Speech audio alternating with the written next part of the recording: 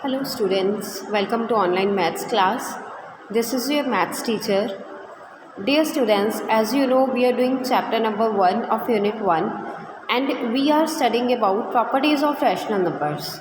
So today we will study the next properties, that is additive and multiplicative identity and inverse, and the next one is distributive property. Okay.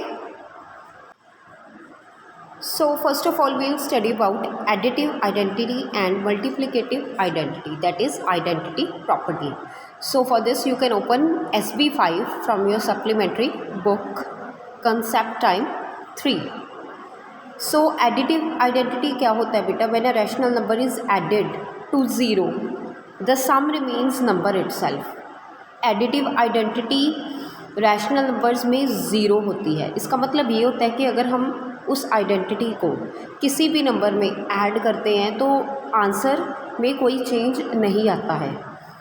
For example हमारे पास 2 है, अगर 2 में हम additive identity को add करते हैं तो there is no change in the answer. So zero is the additive identity of a rational number. तो ज़ीरो जो है रैशनल नंबर्स की एडिटिव आइडेंटिटी है, क्योंकि ज़ीरो को अगर हम किसी भी नंबर में ऐड करते हैं तो आंसर हमारे पास सेम ही आता है, वही नंबर आंसर आ जाता है. That means there is no change. The second one is multiplicative identity. When a rational number is multiplied by 1 the product remains number itself. 1 is the multiplicative identity of a rational number. आगे दिया हुआ है कि multiplicative identity कौन सी होती है? वो होती है बेटा 1 रैशनल नंबर्स की मल्टीप्लिकेटिव आइडेंटिटी है. अगर हम किसी भी नंबर को 1 से मल्टीप्लाई करते हैं तो हमारे पास आंसर जो आता है वो सेम नंबर ही आता है, उसमें कोई चेंज नहीं होते हैं. For example you can see here it is given to you with examples. -1/4 में हमने ज़ीरो को ऐड किया तो कोई भी चेंज नहीं आएगा आंसर में, आंसर -1/4 ही आएगा. -7/6 को हमने 1 से मल्टीप्लाई किया तो हमारे पास -7/6 ही आंसर आ गया. ठीक है. So 0 is the additive identity and 1 is the multiplicative identity. Okay. So next आ जाता है बेटा आपके पास inverse property.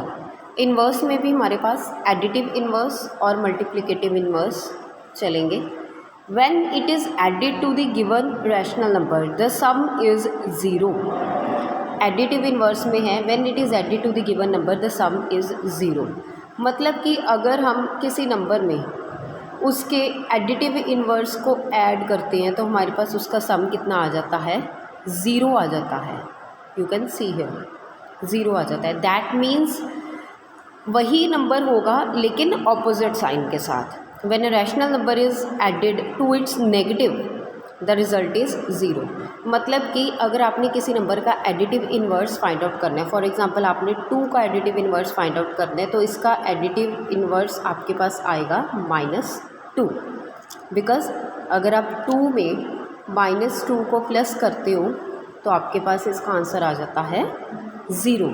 That means number वही रहेगा लेकिन हमने उसके साथ कौन सा साइन लगा देना है? उसका ऑपोजिट साइन. अगर पॉजिटिव नंबर है तो नेगेटिव साइन लगा देना है, अगर नेगेटिव नंबर है तो पॉजिटिव साइन लगा देना है. Okay. Then we have multiplicative inverse. Multiplicative inverse को आप शॉर्ट फॉर्म में बेटा लर्न कर सकते हो. It's reciprocal. इसमें क्या होता है? इसमें जो नंबर दिया होता है उसको हम रेसिप्रोकल कर देते हैं. For example it is given here. अगर 23 को उसके रेसिप्रोकल से मल्टीप्लाई करेंगे तो ऑब्वियसली हमारे पास 23 कट हो जाएगा तो आंसर में क्या रह जाएगा? 1. जैसे कि आपने फर्दर मोर 2 का रेसिप्रोकल फाइंड आउट करना है, मतलब आपने 2 का मल्टीप्लिकेटिव इन्वर्स फाइंड आउट करना है तो ये क्या बन जाएगा? 1/2. अगर -2 है तो आपके पास बन जाएगा -1/2. मतलब नंबर जो है वो रेसिप्रोकल हो जाएगा. Right. So this is all about identity property, that is additive identity and multiplicative identity, and inverse property, that is additive inverse and multiplicative inverse. Then you have to practice these questions. आपने ये questions practice करने हैं. Practice question 3 के। Okay, then you have distributive property at SB6। इसके लिए आप अपना SB6 page खोल सकते हो सप्लीमेंट्री बुक का, जिसमें आपके पास डिस्ट्रीब्यूटिव प्रॉपर्टी दी हुई है। तो बेटे ये प्रॉपर्टी आपको देखो एक पिक्टोरियल फॉर्म में शो की हुई है, और इसके नीचे उन्होंने ये नंबर्स भी यूज़ किए हुए हैं। तो मैं पिक्टोरियल फॉर्म में भी आपको बता देती हूँ और एल्जेब्राइक फॉर्म में भी आपको बता देती हूँ। तो इसमें फर्स्ट ऑफ ऑल हम प्रॉपर्टी को रीड कर लेते हैं। Distributive property means the product of a number and the sum और the difference of two other number is equal to the sum और the difference of their products. For example आप यहाँ देख सकते हो, जैसे मैं इसको जूम कर दूँ 1 मिनट।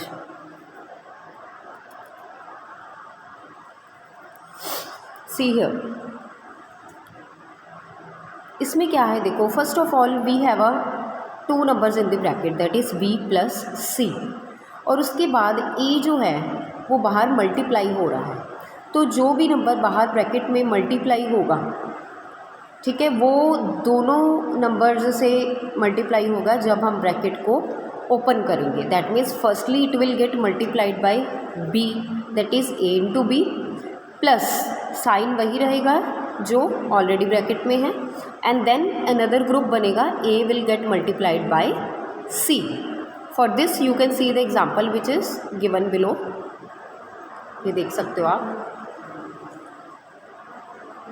Example number 5। इसमें देखो 3/4 is a number which is outside the bracket and in the bracket there are 2 numbers which are getting added. So इसमें उन्होंने लेफ्ट हैंड साइड को अलग सॉल्व किया हुआ है और राइट हैंड साइड को अलग सॉल्व किया हुआ है। डिस्ट्रीब्यूटिव प्रॉपर्टी के अकॉर्डिंग 3/4 जो है वो दोनों नंबर से जाके मल्टीप्लाई होगा।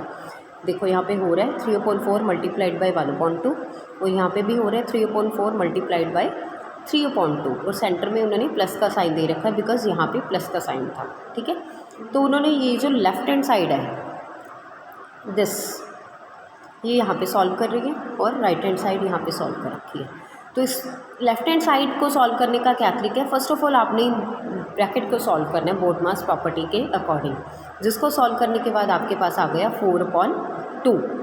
देन आपने 3/4 से मल्टीप्लाई करना है। तो इस केस में देखो आप देख सकते हो कि 4 से कट हो गया और 3/2 आपके पास आंसर रह गया। लेकिन राइट हैंड साइड में उन्होंने यहाँ पे क्या किया है, उन्होंने दोनों ब्रैकेट्स को साइमल्टेनियसली सॉल्व किया है। फॉर एग्जांपल 3 × 1 3 एंड 4 2 8, तो ये आपके पास फर्स्ट नंबर आ गया। देन इसमें भी कोई कटिंग पॉसिबल नहीं है, सेकंड ब्रैकेट में भी, सो 3 3 9 4 2 8।